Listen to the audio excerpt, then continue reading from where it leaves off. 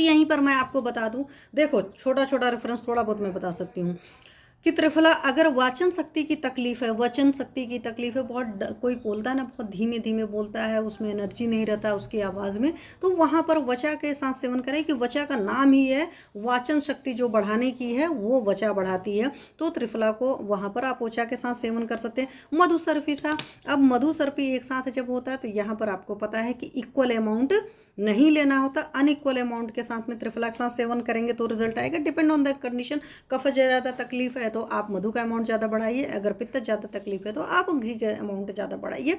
ये आपका चिकित्सक आपके लिए डिसाइड करता है। गोल्ड के इटसेल्फ स्वर्ण भस्म के बारे में अगर मैं बात करूँ तो स्वर्ण भस्म के क्या क्या गुण होते हैं वो ऑलरेडी मैं ले रखी हूँ, आप जाकर उसको फिर से सुन सकते हो, क्योंकि उसको मैं अगर करने चलूँगी तो फिर लंबा हो जाएगा।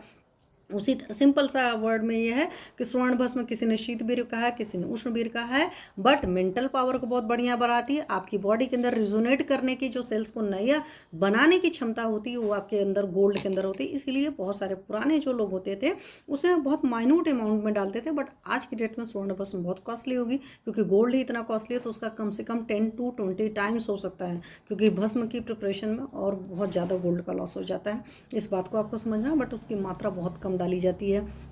एक रत्ती नहीं, चौथाई रत्ती या 1/10 रत्ती भी आप डालेंगे, क्योंकि एक लंबे डोज तक लेना है तो भी बढ़िया से काम करेगा। ठीक है, पिपली वगैरह के बारे में ऑलरेडी सेशन लेकर रखी हूँ, जा करके सुन लीजिएगा। तो ये सारी चीज़ें हैं। तो यहाँ पर साथ में और क्या क्या कहा गया है,